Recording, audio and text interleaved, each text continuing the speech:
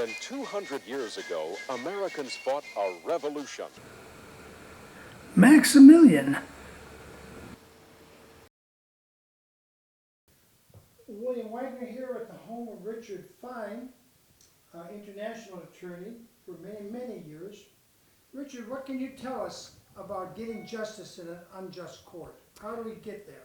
Well, I think, William, getting there requires, first of all, the understanding of what is the judicial system. Most people think there's a court, and they think of that court as an institution, as they've been taught to think of it. They think of that as the third independent part of government. Right, I think most of us do. Yeah. But underneath, that's not really true. Really? Really. Because you have to look as to how does that institution come into being. In the Constitution, it's set up as the judiciary, the third independent part of government. But who's in it? An institution doesn't exist by itself. An institution exists by people. It's populated by people. Now, how do those people get there? Because those people are the people that are making the decisions. So we have to look back to see how did they get there and what are the influences upon them. So the first thing that we look at, whether it be the federal system or the state system, is how does someone become a judge? Let's take the federal system. Federal judges are appointed for life. Yeah, we know that. Okay, they're appointed by the president with the advice and the consent of the Senate. But how do they get to be appointed? They get to be appointed because their senator recommends them to the president. So now, how do they get to know the senator? Usually, that's going to be the senator knows them through either political contributions or some types of things that they've done for the senator, being a member of the party, being something to the senator favors or something else on this order.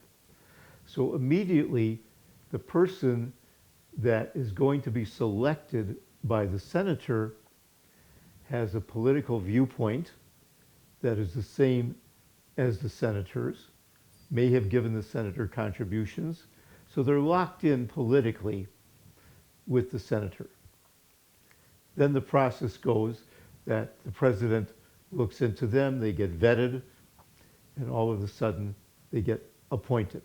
So now you have a federal judge who's going to have the same political philosophy as the senator, as the president, who is now going to interpret what is known as the, quote, rule of law.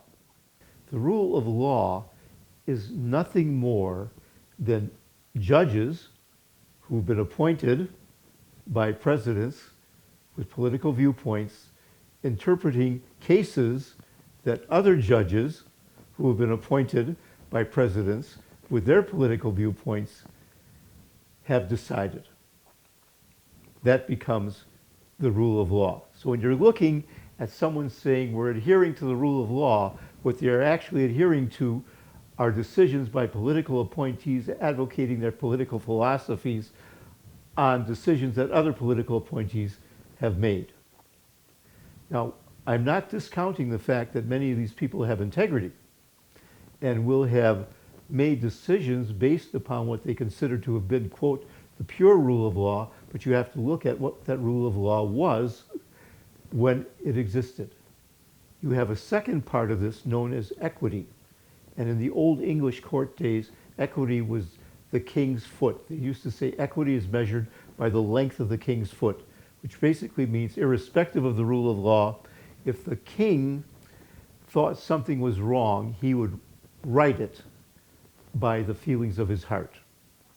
So you put these things together and you have a political appointee making decisions either through his heart or through his interpretation of the rule of law at all times functioning consciously or subconsciously with his political viewpoints. Now let's move to the states. Let's take California for an example. In California, if there's a vacancy in the judiciary, the governor makes the appointment.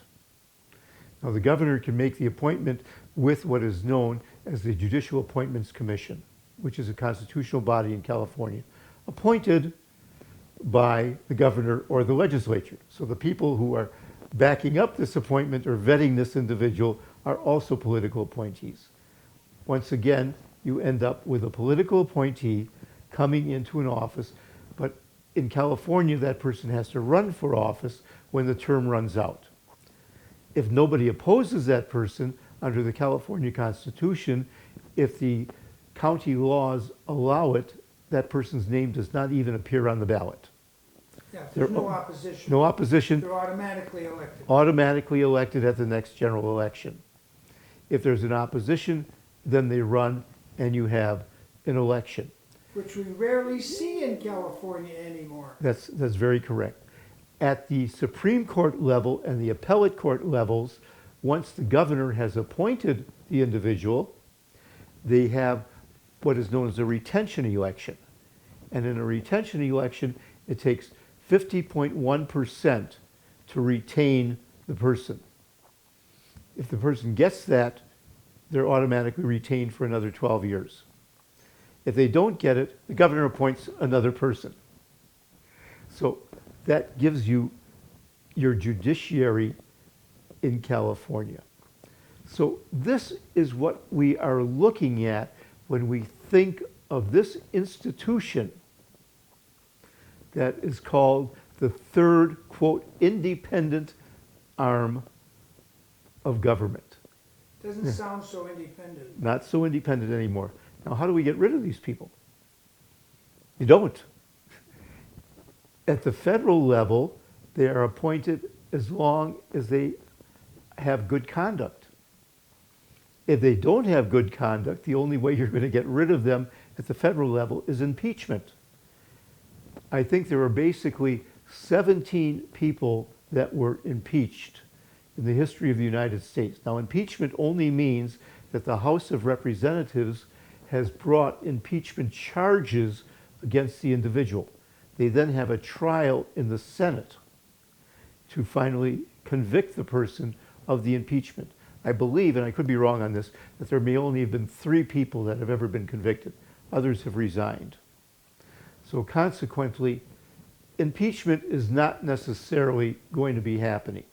It's not a very effective way to remove people. That's right. At the state level, you have impeachment, and I don't believe anyone's ever been impeached at the state level. You have other ways of removing them, but in California we have the Commission on Judicial Performance, which in the last 10 years, I believe, has only removed 1 person. One. And I could be wrong on that. They get an average of 1,000 complaints a year. They might have given a couple of letters of reprimand, but that's about it. And there was an audit that has been voted upon, and the commission is fighting that audit in court to try and stop it with our taxpayer money. So Let me understand, you're saying the commission objects to being audited? the commission objects to being It audited. doesn't want the public to know where the money's coming and going to? That's correct. And the audit is really looking at what the commission has done with all these letters that have come in, and they're only coming out with 1 person being removed and very few investigations actually taking place, or if they did take place, why they were closed down. So, Well, I think we know most of those audits went in the shredder. I mean, those complaints went in the shredder. well, that's what we want to find out. But we don't know. We don't know And they're because, fighting in court, which is biased by the appointments, to not let that's right. anybody see That's what right. happened to the That complaints. even if it goes forward, the judge that is going to decide is a political appointee who, if there were charges against him, would go to the Commission on Judicial Performance, who would 86 the complaint. So this gives you the situation as to what we're looking at. So you as an individual going into this system, this is what you're really looking at. Now let me throw another figure at you. In the Central District of California, that's the district taking into account Los Angeles and Ventura County, San Bernardino, and maybe Riverside County, Orange County. Does it take in Santa Barbara County? I believe it does, yes. 99% of the cases that are filed are resolved by settlement.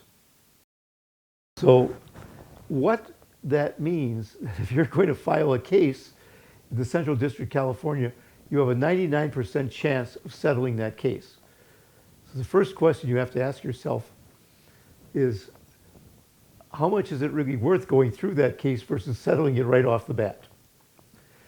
In the Superior Court of Los Angeles, which is the largest Superior Court in the United States, 95% of the cases are being settled.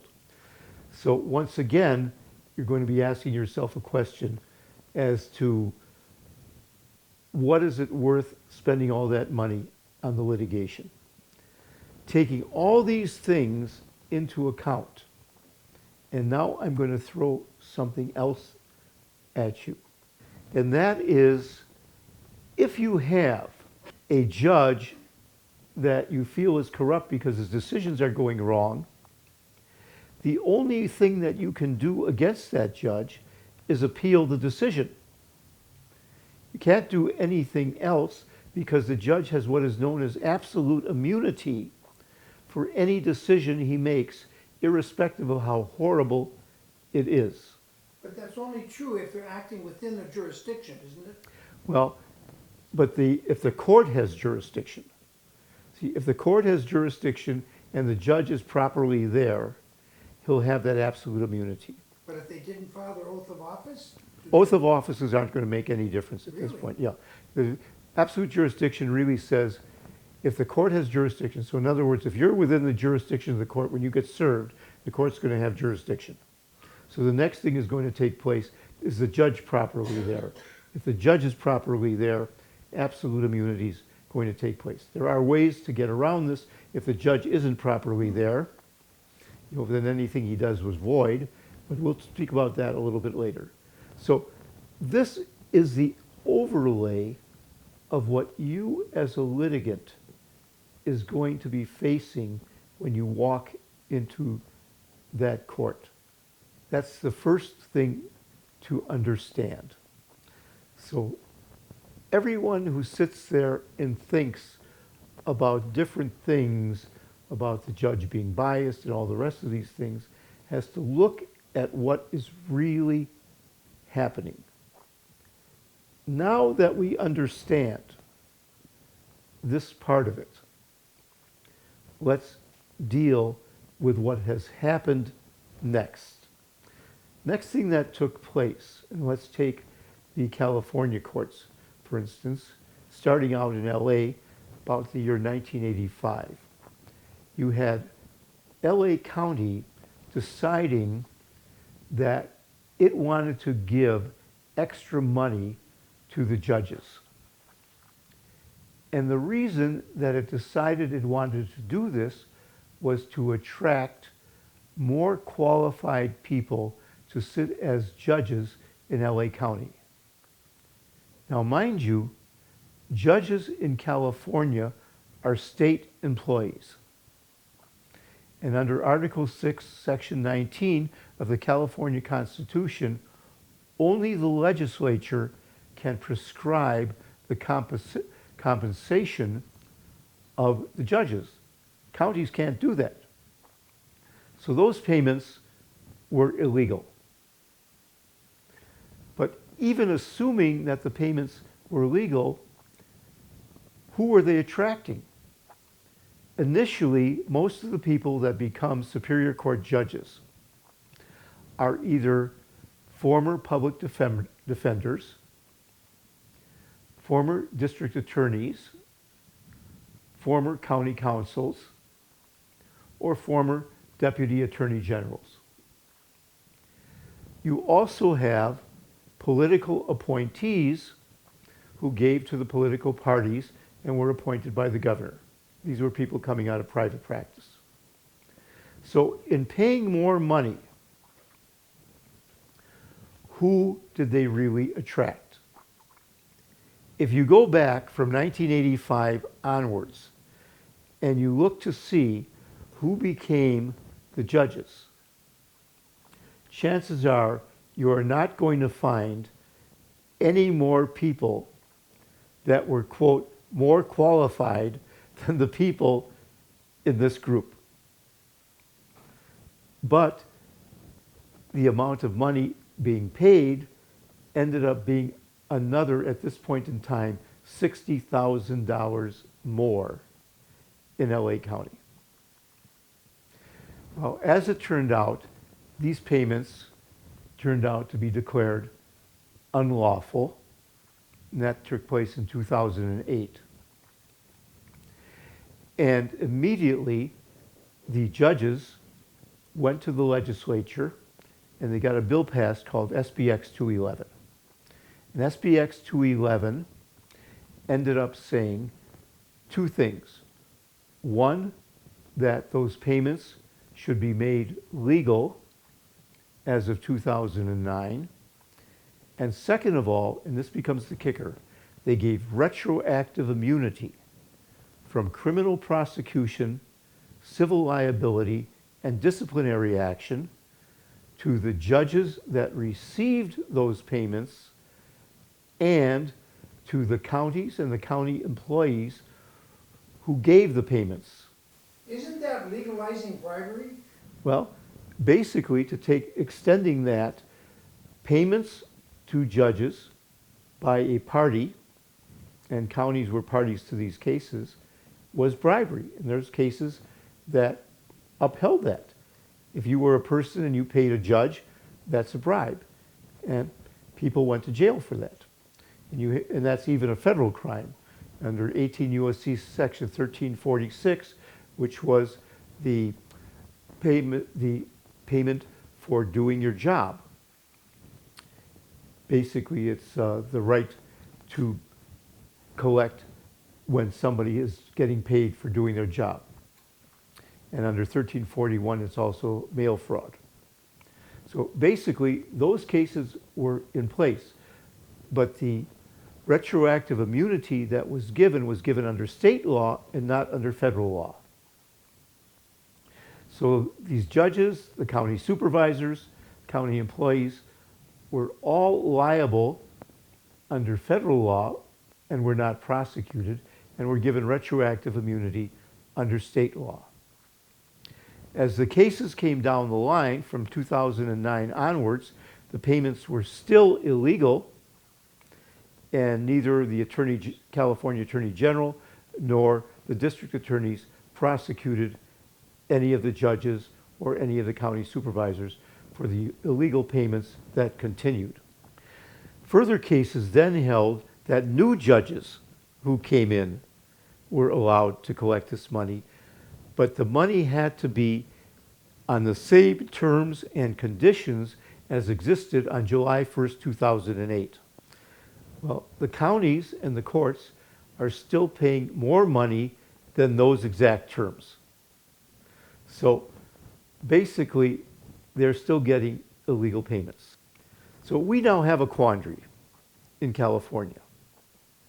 We have judges who are sitting, who received retroactive immunity from criminal prosecution for monies they received before before May 2009, when that SBX 211 became effective, and newer judges that are coming in that are receiving illegal payments after May 1st or May 20th, 2009. And the older judges who got the retroactive immunity who are still receiving the illegal payments. Unfortunately, we have a government that is doing nothing about that. What is the effect? The effect in every county where this is happening goes as follows. Criminal cases, you have a judge getting paid by the county, you have the district attorney, who's a county employee, prosecuting them. You have public defenders who are being paid by the county defending them. That whole system is corrupt. Let's take family law cases. in family law cases, you have the county getting involved in collecting past due child support. And there you get federal payments coming in. You have the county paying the judge. So the judge is now deciding on all of these types of things. You have the corruption taking place there. You also have the county paying for various advisors and so forth in this. It's another level. You have juvenile cases, same things happening. Jump to probate. In probate cases, you have the county having an interest in the sale of the properties that are involved. They get more taxes out of that. You've got the corruption in the probate cases.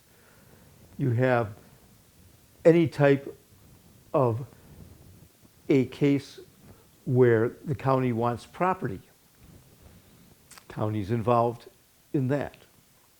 Almost any case where the county is going to be involved, you have a judge that can't sit on the case. And then you have the problem that the judges have to disclose anything which may be of relevance, whether they think it's relevant or not, to the parties. That's Code of Judicial Conduct, Canon 3E2. The judges are mandated to disclose this. The judges aren't disclosing it. The other thing is that if the judges have broken the law, they are mandated to recuse themselves. That's Canon of Judicial Ethics, Code of Judicial Ethics, Canon 3E1, and CCP Section 170.1A1. The judges aren't recusing themselves. And this brings up another problem. And this is the problem of the so-called catch me if you can. In other words, you have the judge who has the duty to get off the case, not doing it, and going out and saying basically to the litigant, meaning you, hey, I'm going to break the law and not recuse myself, and it's up to you to catch me. Now, this brings into play the basic thing that takes place with the integrity of the judicial system. Everything in the judicial system says that we have integrity and we do everything to uphold that integrity. I'm going to jump you now to what is known as the absolute judicial immunity. That was a judge-created concept that the judges said, we are going to give ourselves absolute judicial immunity, not to protect the judge who did wrong, but to protect the integrity of the system. But look what's happened. That system, which is not a system, but just a collection of individuals,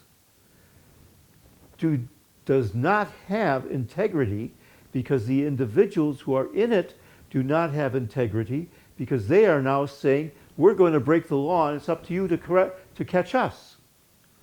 You see the circle? The circle broke. Now, not every judge lacks integrity. There are very, very many judges out there who have the integrity to do the right thing. And it's for these judges that that integrity exists. In fact, most recently, one of the top judges of the Seventh Circuit in taking over Illinois, and one of the best judges in the United States, recently resigned because of the fact that the Seventh Circuit, in his opinion, was not affording basic rights to people who are in pro per or pro se, and he said, I cannot live with this anymore, and I'm resigning. And he was one of the top judges in the United States. That gives you an idea of how bad this split is occurring. This is exactly what is happening. This is what we are facing.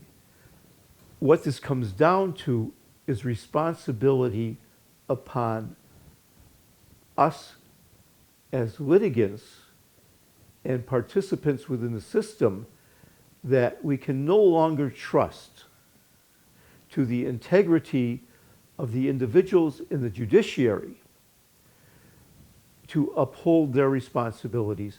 It is now up to us to be able to take the extra step. We have one other thing we're now looking at. For those of us that have lawyers representing us,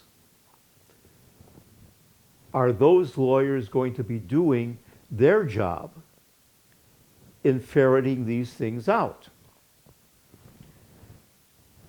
Some lawyers may.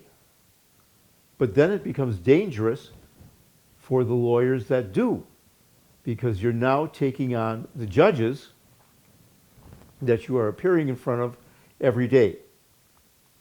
So it's going to be easier for the lawyer to, shall we say, overlook this problem and not be faithful to their duty to the client than to take on the problem and go forward and expose the judge, even though it is their duty to do so. Once again, when that happens, it now falls upon the individual client to either push the lawyer, get a new lawyer who will, or go in there and do something about this, which means going in and disqualifying the judge. So now we're at the bottom line. What do we do as individuals within this system where we now are aware of the breaks in the system?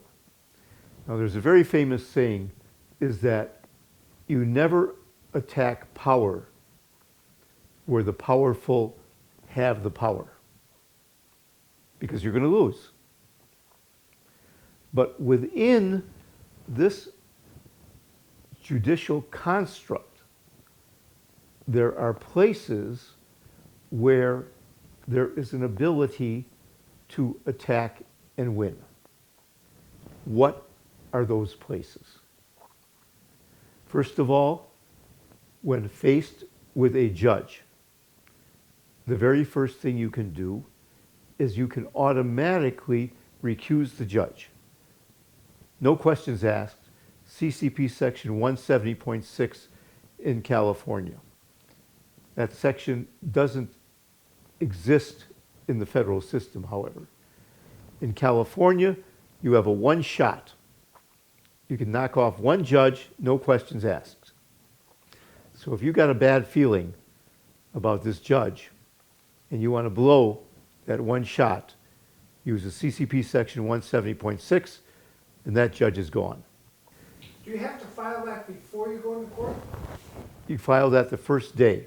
You have a certain, I think you have about 5 days or so, or 10 days. I'm not sure the exact number right off the top of my head.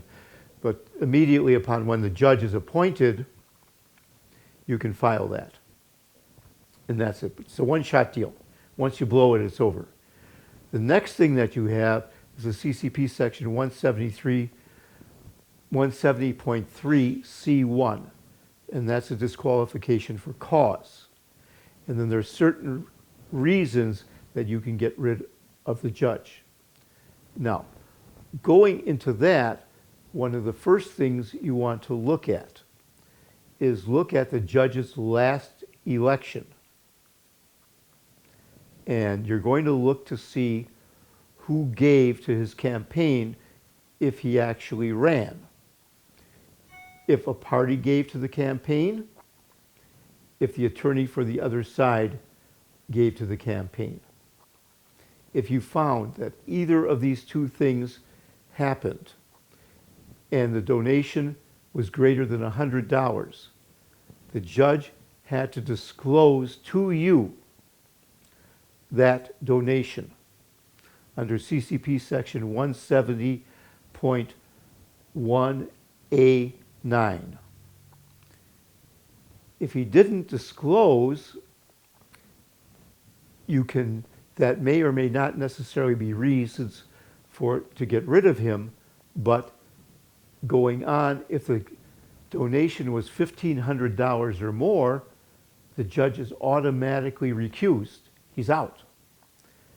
If it's less than $1,500, the judge is out if an objective person felt that he could be biased. So either way, under that campaign donation, you can get that judge knocked out. The other way is that if you find some other reason, and there's a category list of reasons, he can be knocked out if an objective person thinks that the judge could be biased. So there's a second way of getting him out. And there's a procedure that is used. I won't go into it fully. It just means you file your disqualification. He either has to strike it if it doesn't have grounds, or he has to answer, and then between the two of you to decide on a third judge to decide that.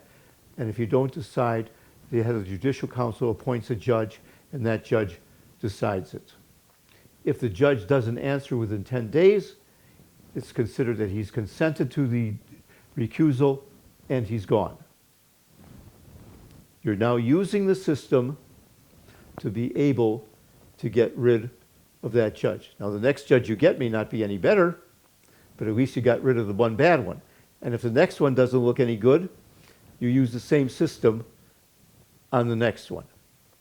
So that's one of the ways that you're looking at it. Using that way, you can now investigate, go out there, get on the internet, everything, and find out everything about this judge. The judge has to file a Form 170, which says all of his assets, his income, and everything else. So if you find that this judge has some relationship to that party through investments or anything else, these are ways to get rid of that judge. But what if they put all their assets in a trust? Yeah. Then they don't have to report what's in the trust. Well, they have to report the trust, and then they may have to report what's in the trust, because it's a trust. If it's a revocable or irrevocable trust, it's still an asset of theirs. So you dig deep.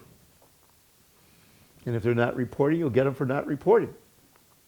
So, see, you have to be proactive here. I mean, it's what has happened with the lack of integrity taking place. It's up to us to be proactive. So you just can't sit there and say, woe is to me, I'm a victim anymore. You know, you got to get in there and start doing what is necessary, because there are things in the law that let you do this, and there are situations where the judges have to act. I'm going to give you an example here. There's a case that is presently sitting out there where an individual joined a fraternity, and as a pledge, he claims to have been sexually assaulted, and then in another pledge meeting, a pledge master attacked him from behind, stomped on him, and he's now permanently crippled. And he sues the fraternity. The presiding judge of the court in which this case is taking place is a life member of the fraternity. The judge who is hearing the case is running for re-election.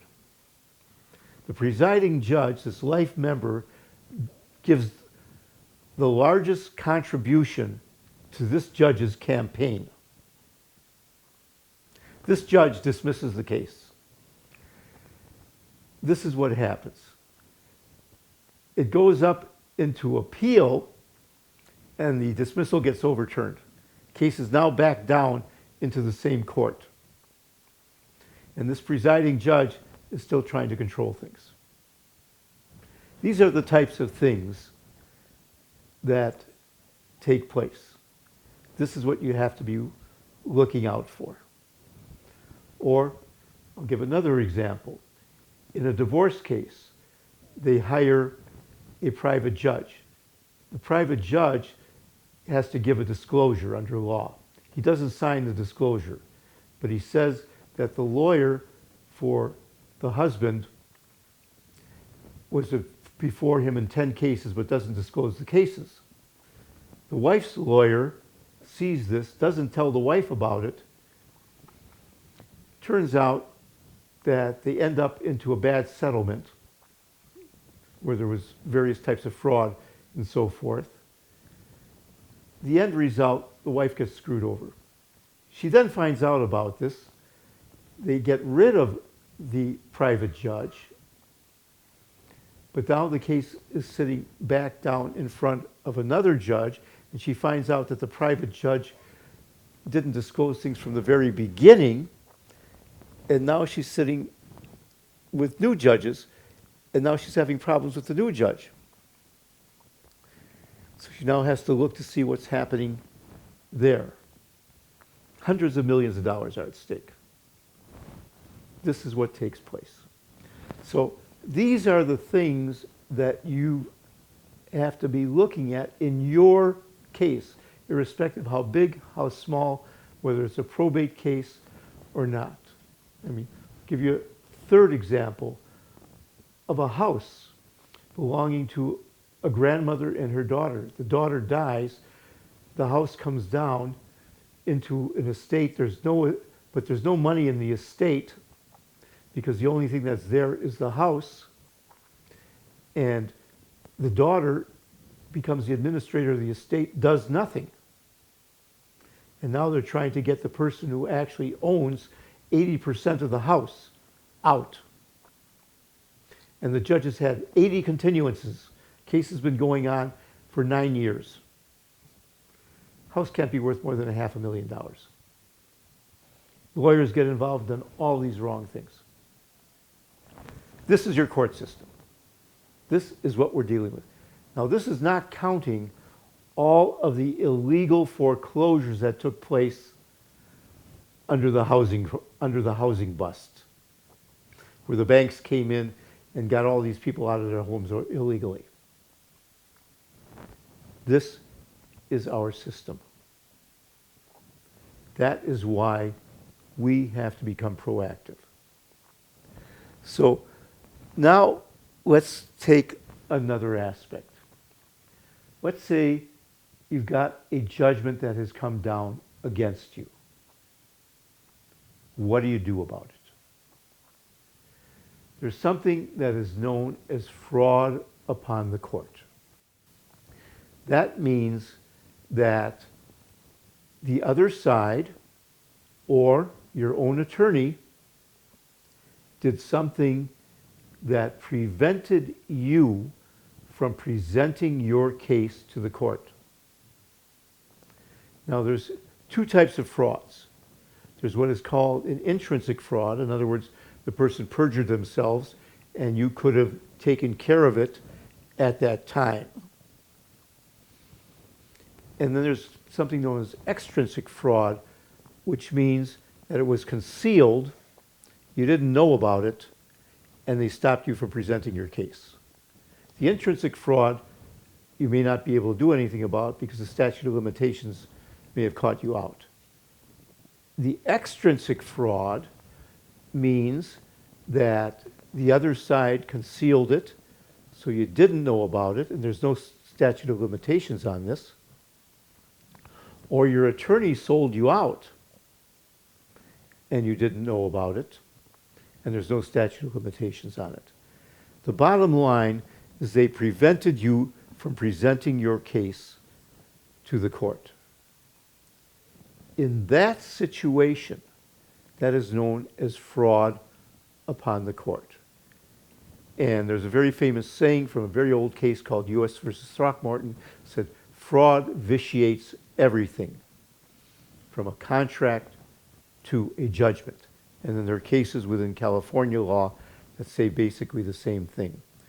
And when you have fraud upon the court, that meant that the court did not have any jurisdiction over you, even if you were properly served or anything else, because the fraud vitiated that jurisdiction. And then you can go in and get that judgment overturned because the court did not have any jurisdiction. That is one of the most powerful things that either takes place under law or under the equity position of the court.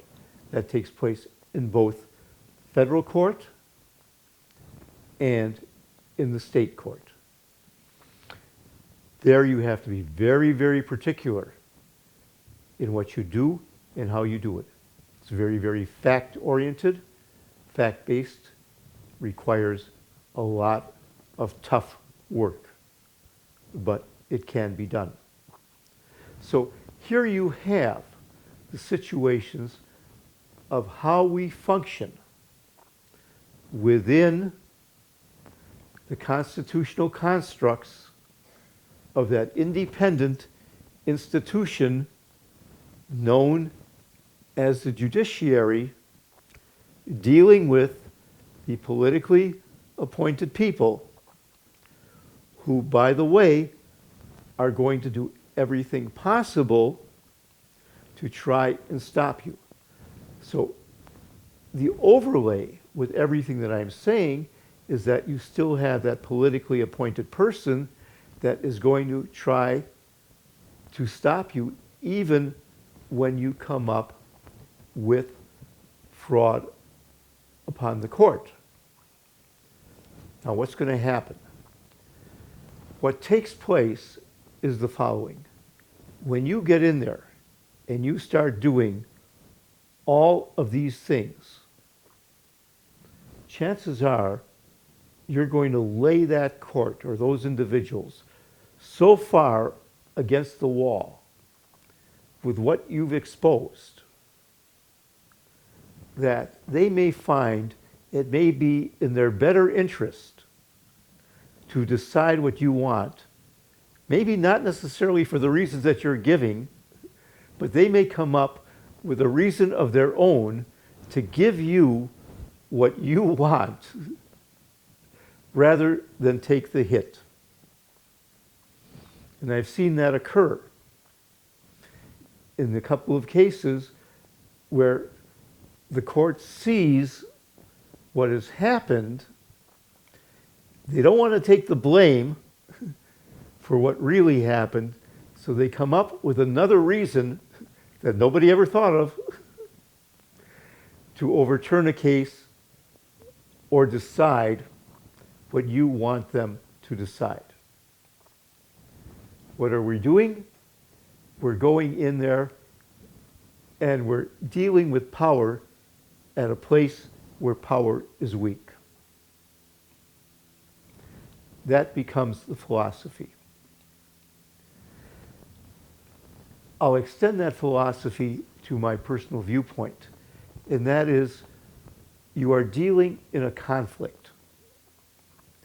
Litigation is only one way to resolve that conflict. But if you are in litigation, look for the weak point.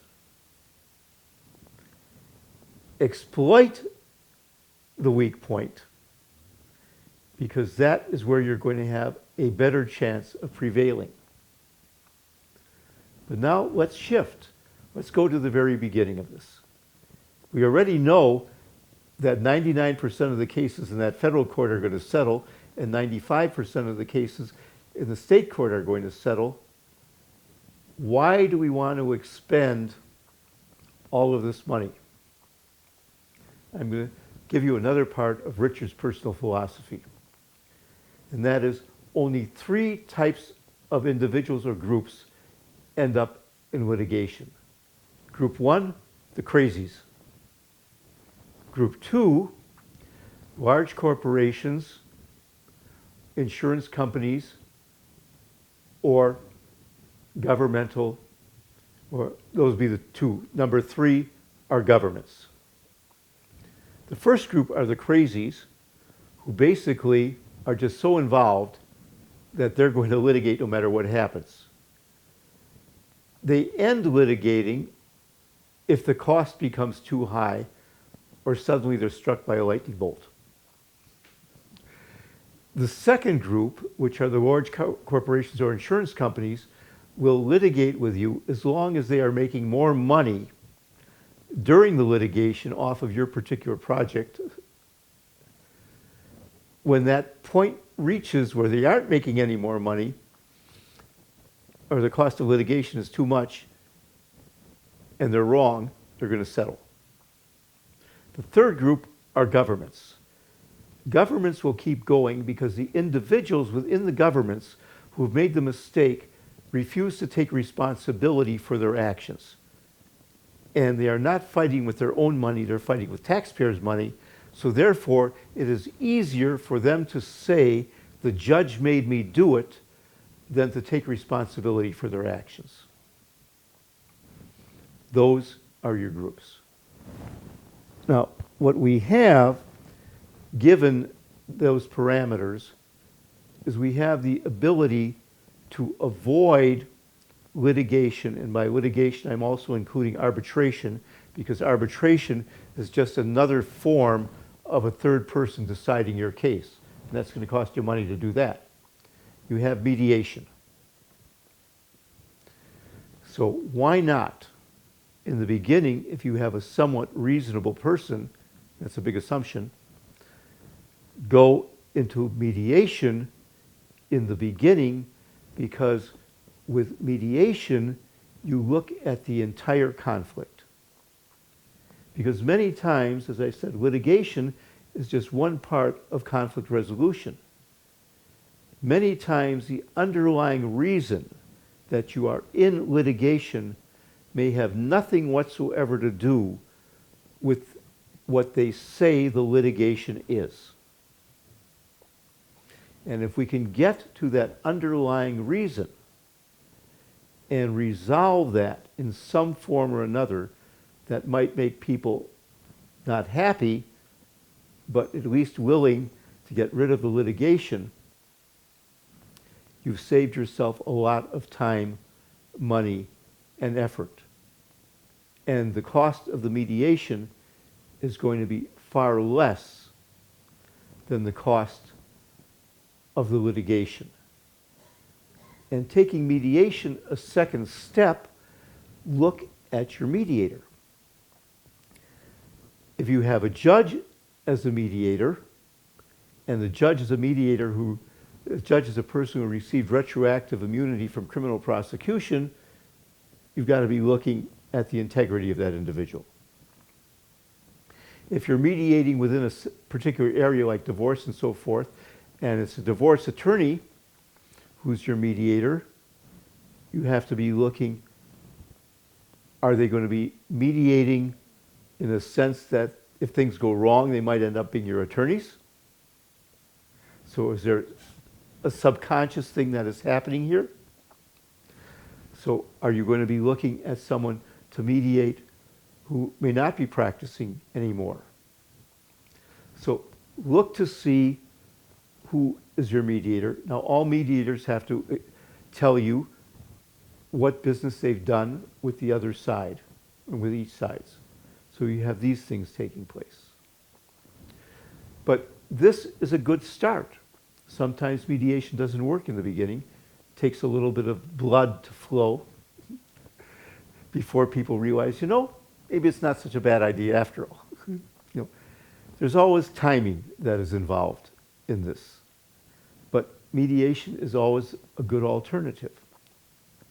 So now that we've dealt with these things within the systems, we now look at the harder part, the political solution. To change a political landscape requires activism. There's a very famous saying, and this one is famous, people get the government that they deserve. In other words, if you're apathetic and you do nothing and you get a corrupt government, don't blame them. Blame yourself for your apathy. Because remember, in the United States, elections are not paid for by the government. Elections are paid for by individuals initially, before we had corporations. And now, since corporations are people, and we have a law that says that they may donate, they're paid for by individuals, PACs, corporations, large donations. If you're unsatisfied with that system, then you have to get out there and do something about it.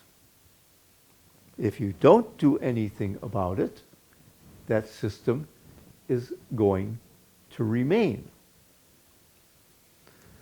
So you can walk the walk or you can talk the talk. Take your choice. That is our responsibility. Taking you now to my campaign for judicial integrity. And this is the year 2018. We're in an election year. What do we look at? When we're looking at judges, if there's a judge that is up for re-election, you're going to be looking at that judge. Have they been taking illegal contributions? Do you want that judge to stay in office? Yes or no? If somebody's running against that judge, you're going to ask them, are you going to take illegal contributions? Yes or no? Depending upon their answer, that's going to be your vote. If they say yes and you vote for them, congratulations, got another corrupt judge. Force them into the position that they aren't going to take the illegal contributions.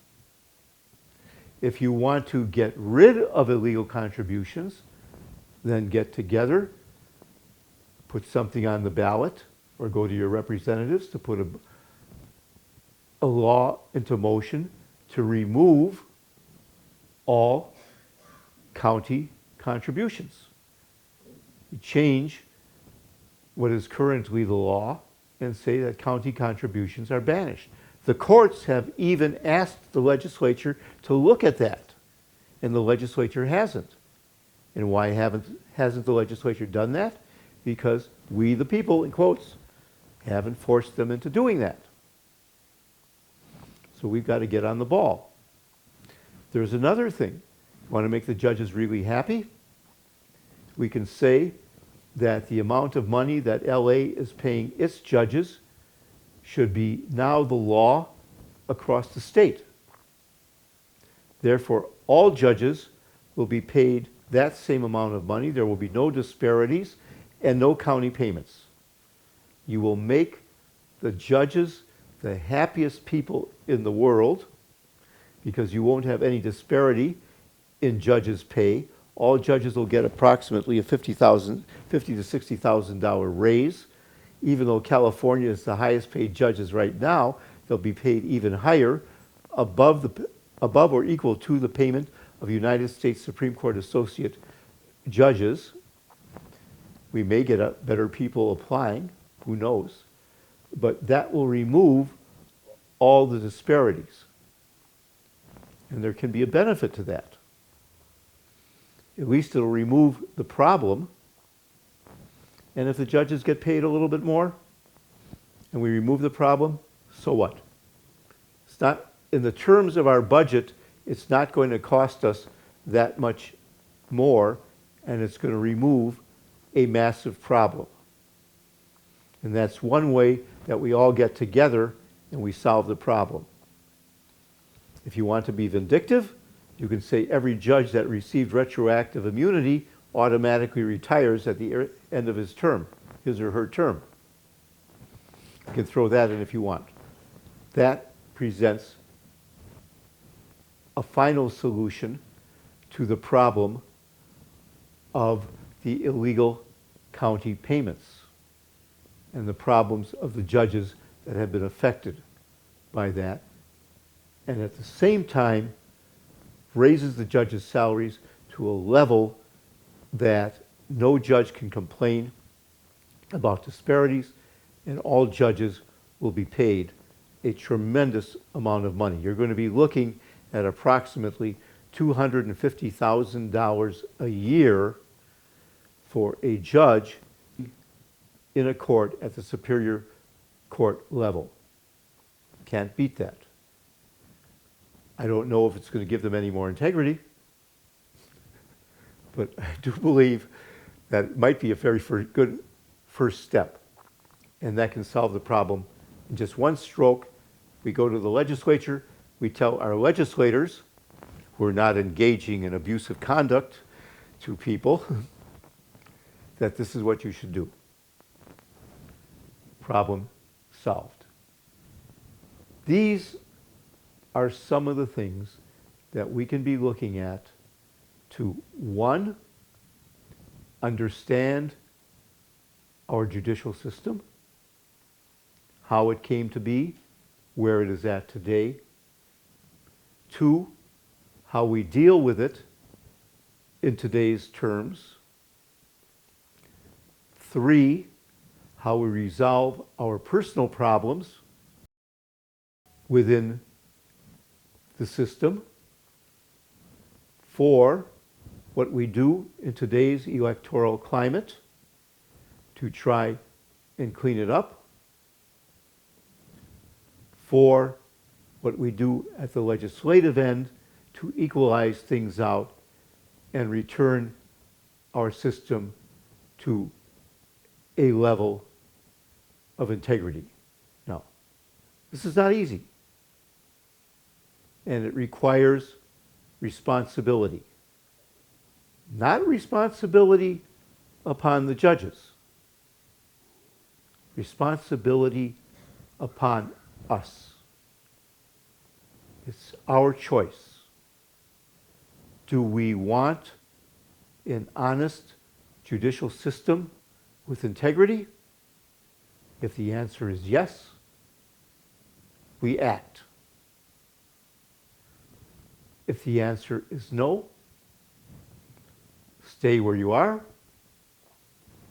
and you will have you will continue to have the system that you have.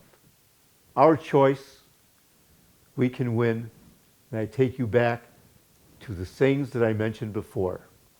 Einstein, doing the same thing over and over again and respecting and expecting a different result is insanity. Margaret Mead, never doubt that a small group of dedicated people can change the world. It always has. Thank you.